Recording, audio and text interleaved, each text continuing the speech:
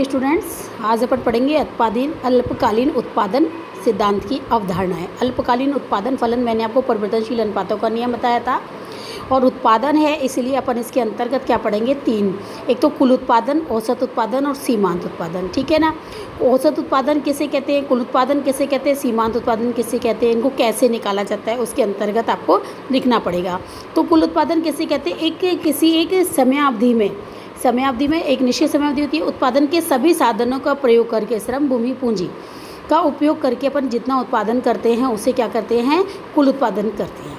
कुल उत्पादन की गणना कितने प्रकार से होती है, दो प्रकार से होती है। इसमें एक तो है साधन एक की जो विभिन्न इकाइयाँ हैं उन सबको की, यानी सीमांत उत्पाद का योग टोटल मिला के क्या है, मतलब एक सीमांत उत्पाद का योग ही क्या कहलाता है, कुल उत्पादन कहलाता है। एक तो सीमांत उत्पादन का योग करके आप कुल उत्पादन ज्ञात कर सकते हैं और दूसरा औसत उत्पादन को श्रम की इकाइयों से गुणा करके, यानी AP इंटू Q करके भी अपन कुल उत्पादन ज्ञात कर सकते हैं। ठीक है। दूसरा है औसत उत्पादन। औसत उत्पादन कैसे निकालेंगे, कुल उत्पादन में, यानी कुल उत्पादन में किसका भाग लगाएंगे, साधन की इकाइयों का, यानी श्रम की इकाइयों का भाग लगाएंगे, यानी कुल उत्पाद अपॉन श्रम की इकाई TP अपॉन Q, इसका भाग लगाने पर क्या ज्ञात होता है, आपका औसत उत्पाद। और दूसरा है, तीसरा आपका सीमांत उत्पादन। श्रम की एक अतिरिक्त, क्योंकि हम इसमें क्या लगाते हैं, श्रम की इकाइयाँ लगाते हैं, श्रम की एक अतिरिक्त इकाई लगाने पर कुल उत्पादन में जो परिवर्तन होता है उसे क्या कहते हैं, सीमांत उत्पाद कहते हैं। इसको डेल्टा TP, डेल्टा का मतलब परिवर्तन, कुल उत्पाद में परिवर्तन अपॉन श्रम की इकाई में परिवर्तन, ये आपका सीमांत उत्पाद ज्ञात करने का सूत्र है। ठीक है ना। इसको दूसरी तरह से ये भी निकाल सकते हैं, TPN है, N का मतलब कुल उत्पादन, उसमें से प्रथम इकाई जो होती है ना TP और N-1 उसको, यानी ऊपर नीचे वाली संख्या में से ऊपर वाली संख्या को घटाने पर भी अपन क्या ज्ञात कर सकते हैं, सीमांत उत्पादन ज्ञात कर सकते हैं। इसको यानी इतना करने के बाद आप इसके ये टेबल बनाएंगे, यानी कि कौन सी टेबल बनाएंगे, ये वाली। जैसे भूमि जो है, क्योंकि अल्पकाल है, अल्पकाल में भूमि कैसी रहेगी, स्थिर रहेगी। श्रम की इकाइयों में भी अपन को क्या करना पड़ेगा, परिवर्तन करना पड़ेगा। 0, 1, 2, 3, 4, 5, 6, 7। अब कुल उत्पादन कैसे ज्ञात करेंगे, ये अपने को खुद को लिखना पड़ेगा। इसलिए इसको लिखने के लिए आप पहले सीमांत उत्पाद लिख लो, यानी कि सीमांत उत्पादन में जो अतिरिक्त श्रमिक आता है वह कितना उत्पादन करता है वो उसके बारे में बताया जाता है। यानी कि कोई भी श्रमिक नहीं है तो कुल उत्पादन, सीमांत उत्पाद भी कैसा है, यानी व्यक्ति ने कोई उत्पादन नहीं किया, श्रमिक एक आया तो एक व्यक्ति ने कितना उत्पादन किया, 5 इकाई का। दूसरा व्यक्ति आया, 2 नहीं, कौन सा, दूसरा सेकंड नंबर का जो व्यक्ति आया उसने कितनी इकाई का उत्पादन किया, 10 इकाई का उत्पादन किया। तीसरा, थर्ड नंबर का जो व्यक्ति आया उसने कितना उत्पादन किया है, 15 इकाई का उत्पादन किया। यानी कुल मिला के इन्होंने कितना उत्पादन कर दिया, एक व्यक्ति ने 5 का, दूसरे ने 10 का और तीसरे ने कितने का किया, 15 का। और जो चौथा व्यक्ति आया उसने कितनी इकाई का, अब उत्पादन गिरने लग गया, यानी 10 इकाई का उत्पादन किया। पाँचवा व्यक्ति आएगा, उसने कितनी इकाई का उत्पादन किया, 5 इकाई का उत्पादन किया। छठवें व्यक्ति ने कोई भी उत्पादन नहीं किया। सातवें इकाई ने उल्टा उत्पादन में क्या कर दी, कमी कर दी, बातों में लग गया, क्योंकि अनियंत्रित होने लग गया, बड़ा प्रबंधन हो गया। इस चक्कर में अपना बड़ा कारखाना होने के कारण भी अपना उत्पादन फिर कैसे होने लग जाता है, कम होने लग जाता है। तो अभी मैंने आपको 2 मिनट पहले बताया था कि सीमांत उत्पाद का योगी क्या कहलाता है, कुल उत्पाद कहलाता है। ठीक है ना। तो 0, ये तो 0 है तो 0 रहेगा। अब इस 0 को अपन इस 5 से जोड़ेंगे तो कितना आया, 5, और इस 5 को 10 से जोड़ेंगे तो कितना हो गया, 15, और इस 15 को इस 15 से जोड़ेंगे 30, 30 को 10 से जोड़ेंगे 40, और 40 को 5 से जोड़ेंगे 45, 45 को 0 से जोड़ेंगे 45, और 45 में से 5 गए तो कितने बचते हैं, आपके 40 बचते हैं। ठीक है ना। तो ये आपका क्या निकल जाएगा, कुल उत्पादन निकल जाएगा। अब इस श्रम की इकाई यानी 0, आप ये देखो कुल उत्पाद, क्यों मैंने अभी बताया था सीमांत उत्पाद का योगी क्या कहलाता है, कुल उत्पाद कहलाता है। अब ये आपका औसत उत्पाद ज्ञात करना है, तो 1 का भाग 5 में लगाएंगे, कितना आया, 5। 2 का भाग 15 में लगाया तो 2 सत्ते 14 और 2 पंचे 10। 3 का भाग 30 में लगाया, 10। 4 का भाग 40 में लगाया, 10। परिणाम 45। 6 सत्ते 42 और 3 बचे और 6 पंजे 30, 7 पंजे 35 और 5 बचे 7 7 49। इस प्रकार से अपन ने ये क्या निकाल लिया, औसत उत्पाद निकाल लिया। और यदि आप चाहो तो इस औसत उत्पाद से श्रम की इकाई का गुणा करने पर कुल उत्पाद निकल सकता है। जैसे 5 का गुणा 1 से किया, कितना आया, 5।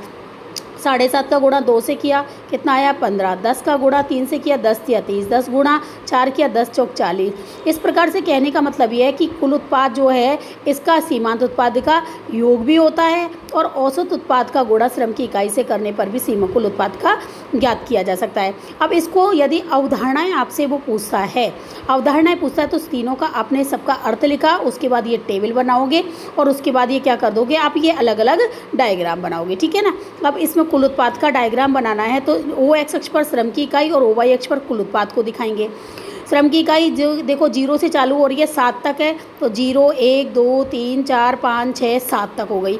और यहाँ पर आपकी अधिकतम संख्या कितनी है 45 तक है, तो आपने 5 10 15 20 25 30 35 40 45 तक ले लिया। अब आप ये देखो 0 पर 0 है। अब यदि श्रम की 1 इकाई लगाने पर कुल उत्पाद आपका कितना है 5 है, तो श्रम की 1 इकाई लगाने पर कुल उत्पाद 5 है। 2 इकाई लगाने पर कुल उत्पादन यानी 2 व्यक्तियों ने कितना उत्पादन किया है 15 इकाई का। 3 व्यक्तियों ने कितने का किया है आप इसमें देख सकते हो, 3 इकाइयों ने कितने का किया है 30 का, तो 30 है। 4 इकाइयों ने मिलकर कितने का किया है 40 का। 5 व्यक्तियों ने कितने का किया है, 5 व्यक्तियों ने यहाँ पर 45 का किया और 6 व्यक्तियों ने भी कितने कुल उत्पादन हो रहा है, कुल उत्पादन तो बढ़ रहा है। प्रारंभ में कैसा होता है ये बढ़ती दर से बढ़ रहा है, यानी 3 व्यक्ति आए, तीनों ने अलग अलग अधिक उत्पादन किया है। फिर उसके बाद उत्पादन कैसे होने लगता है स्थिर हो जाता है और उसके बाद कुल उत्पादन क्या होने लगता है गिरने लगता है। तो देखो यहाँ पर कुल उत्पादन बढ़ रहा था, फिर यहाँ पर 5वीं और 6ठी इकाई पर कुल उत्पादन कैसा है स्थिर है, दोनों में 45 है। और श्रम की 7वीं इकाई लगाने पर कुल उत्पादन कैसे हो गया गिरने लग गया। ये तो आपका कुल उत्पाद का चित्र है, जो आपने जो बोला है वही थ्योरी में लिखना है, ठीक है। यदि 6 नंबर का क्वेश्चन आता है तो व्याख्या भी लिखनी पड़ेगी आपको, ओ एक्स अक्ष और ओ वाई अक्ष वाली बात। अब औसत उत्पाद है, औसत उत्पाद का अलग से डायग्राम बनाना है। ओ एक्स अक्ष पर श्रम की इकाई और ओ वाई अक्ष पर औसत उत्पाद को दिखाया गया है। अब आप यहाँ पर देख रहे हैं 0 से ये चालू हो रहा है और उसके बाद श्रम की 1 इकाई लगाते हैं तो कुल औसत उत्पादन कितना है 5 है, ठीक है ना। और उसके बाद कितना हो गया है 7.5 हो गया, ये 7.5 है। 6 और 8 के बीच में 2 का अंतराल लिखा है, 2 4 6 8 10, फिर आपके 7.5 हो गया। फिर आपका यहाँ पर इसके बाद 10, 3 इकाई पर 10 और चौथी पर भी 10 है। और फिर उसके बाद कितना है आपका 9 है, 9 हो गया। 9 के बाद फिर 7.5 फिर 5.7 यानी 5.7। इस प्रकार से औसत उत्पादन जो हो रहा है इसका आकार कैसा हो रहा है यू आकार का हो रहा है, ठीक है ना। तो औसत उत्पाद का आकार कैसा होता है, 1 नंबर का क्वेश्चन है ये आपका, औसत उत्पाद का आकार कैसा होता है यू आकार का होता है, ठीक है। ये औसत उत्पाद बन गया। अब तीसरा जो चित्र बनेगा वो आपका सीमांत उत्पाद का होगा। तो ओ एक्स अक्ष है जहाँ पर श्रम की इकाई दिखाई है, ओ वाई अक्ष है जिस पर अपन सीमांत उत्पाद दिखाएंगे। इसको आपने लिखा है 3 दूनी 6 3 3 9 3 4 12 3 पंजे 15, क्योंकि इसके अंतर्गत आप ये देख रहे हो 5 10 15 तक ही है ना। फिर उसके बाद है माइनस में भी आ रहा है आपका, ये देख रहे हैं। तो नीचे ओ एक्स अक्ष के नीचे भी अपन क्या लगाएंगे यहाँ पर माइनस का लिखाएंगे। तो पहले श्रम की इकाई लगाने पर यानी जब 0 श्रम की इकाई थी तो 0 उत्पादन था। पहले जब 1 श्रम की इकाई लगाई तो कुल उत्पादन कितना था 5 था। 2 श्रम की लगाई तो 10 हो गए। तीसरे व्यक्ति ने कितने का उत्पादन किया है 15 का। चौथे पर फिर चौथे व्यक्ति ने कितने का किया वापस से 10 का किया है, कम हो गया। फिर उसने कितने का किया 5 का किया, फिर 0 और फिर -5। इस प्रकार से ये आपने चित्र बनाया।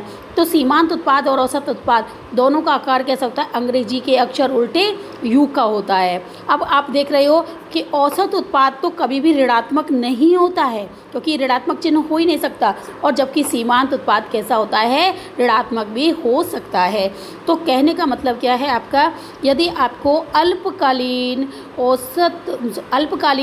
उत्पादन सिद्धांत पूछता है, उत्पादन की अवधारणा पूछता है, अल्पकालीन उत्पादन फलन पूछता है, तो ये सारा आपको आज जो मैं बता रही हूँ वो करना होगा। कल मैं आपको परिवर्तनशील अनुपातों का नियम बताऊंगी। बता तो मैं अभी सकती हूँ लेकिन आपकी गोच पोच हो जाएगी, सारा गड़बड़ हो जाएगा। इसलिए आप पहले इसको कॉपी में करें, वापस से करना पड़े तो वापस से ही इसको करना और क्वेश्चन वही लिख के इसका पूरा चित्र और पूरी थ्योरी ही इतना ही लिखोगे जितनी कि मैंने आज बताई है, ठीक है। ओके।